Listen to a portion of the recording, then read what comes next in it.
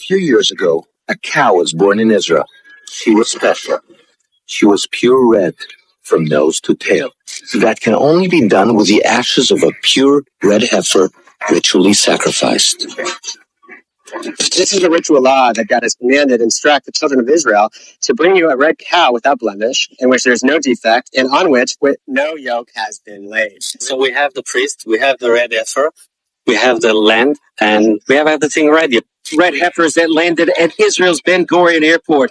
Rabbis believe the ashes of a red heifer are necessary for purifying priests to serve in a future temple. We can make here in this area the ceremony of the red heifer that actually will be the first step to the temple.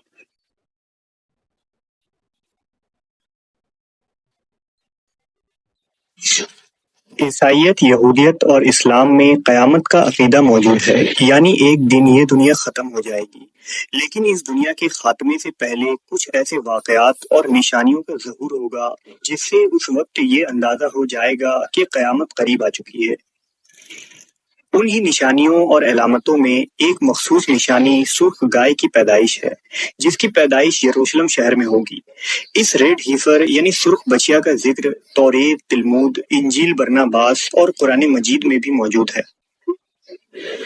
قرب قیامت میں ظاہر ہونے والے اس سرخ بچیا کی اہمیت کو سمجھنے کے لیے ہمیں تاریخ میں پیچھے جانا ہوگا، کیونکہ یہودیوں کی ہیکل سلیمانی، تابوت سکینہ، دجال، مسجد اقصی اور اس لال بچیے کا ایک دوسرے سے گہرا تعلق ہے۔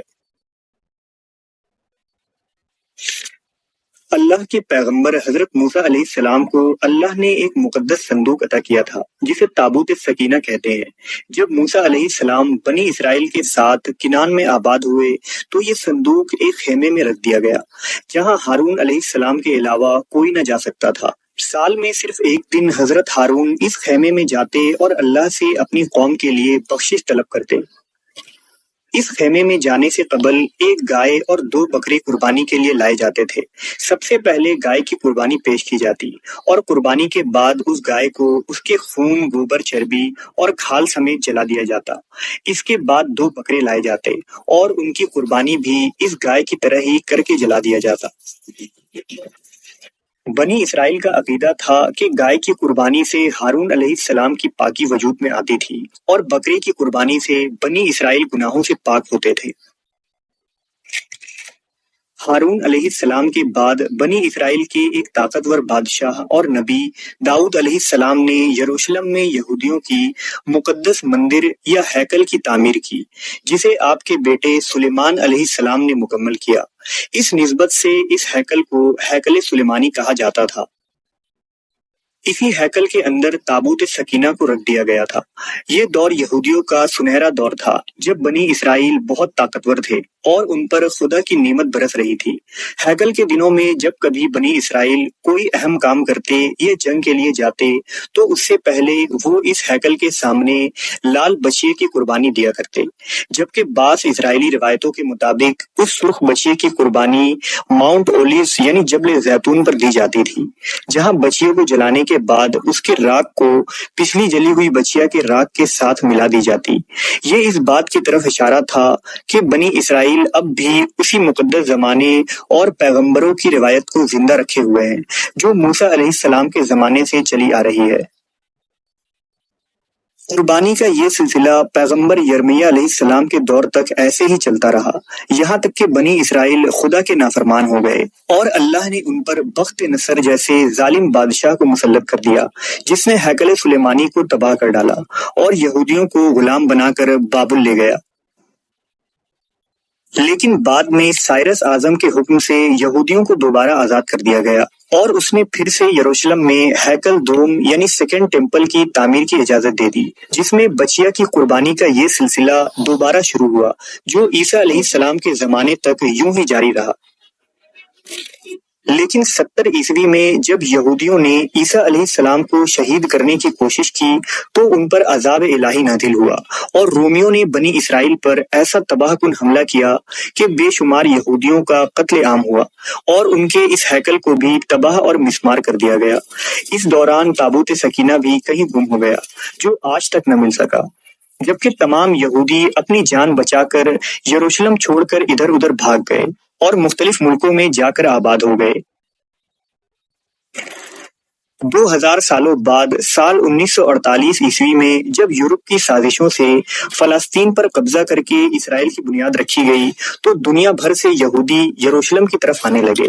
अब यहूदियों का मकसद यरूशलेम में तीसरे हैकल यानी थर्ड टेम्पल की दोबारा तामीर करना था, लेकिन इसके लिए उन्हें एक लाल बछड़े की कुर्बानी करना लाजमी था। दरअसल यहूदियों का अकीदा है कि जब तक हैकल सुलेमानी की तामीर नहीं होती उस वक्त तक उनका मसीहा यानी दज्जाल इस दुनिया में जाहिर नहीं होगा और हैकल सुलेमानी उसी जगह तामीर की जाएगी जहां पर आज मस्जिद अक्सा मौजूद है। ये वही जगह है जहां आखिरी नबी हजरत मोहम्मद सल्लल्लाहु अलैहि वसल्लम ने अंबिया कराम की इमामत फरमाई और मिराज पर तशरीफ ले गए थे। लिहाजा बनी इसराइल वक्तन फवक्तन मुसलमानों के इस मुकद्दस मकाम को शहीद करने की कोशिश करते रहते हैं ताकि यहाँ से गुमशुदा ताबूत सकीना को ढूंढ सके, क्योंकि उनके नजदीक वो मुकद्दस संदूक भी मस्जिद अक्सा के नीचे ही कहीं दफन है। लेकिन हैकल सुलेमानी की तामीर के लिए यहूदी रब्बियों का पाक होना जरूरी है और इस पाकी को हासिल करने के लिए लाल बछिया की कुर्बानी लाजमी है, जिसे जलाकर उसकी राख से उन रब्बियों को गुस्ल देकर पाक करना उनका मजहबी फरीजा है, जिसके बाद ही हैकल की बुनियाद डाली जा सकती है।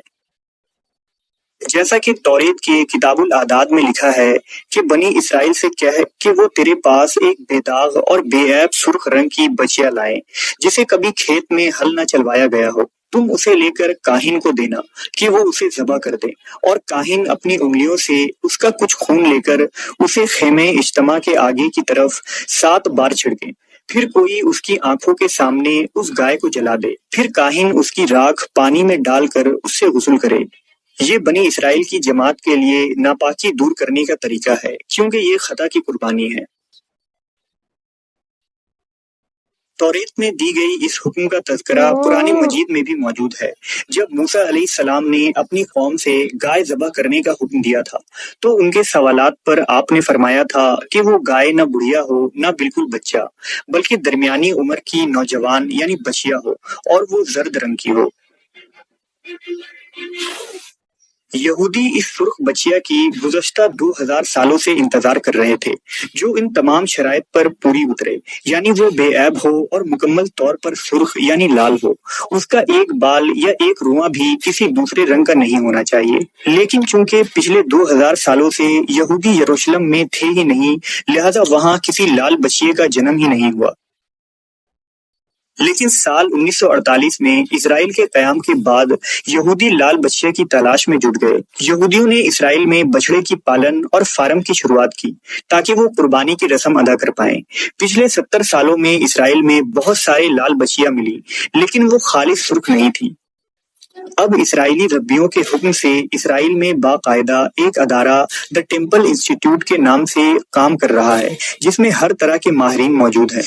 उन्हें पता चला कि टेक्सास के एक फार्म में सुर्ख रंग की एक ऐसी गाय मौजूद है जो उनके शराइत पर पूरी उतरती है। गाय के इस नस्ल का नाम रेड एग्नस है। लिहाजा यहूदी माहिरीन टेक्सास पहुंचे और उन्होंने रेड एग्नस के अंडे हासिल किए और इसराइल में एक फार्म में टेस्ट ट्यूब के प्रोसेस के जरिए सुर्ख बछिए की पैदाइश की कोशिश की गई।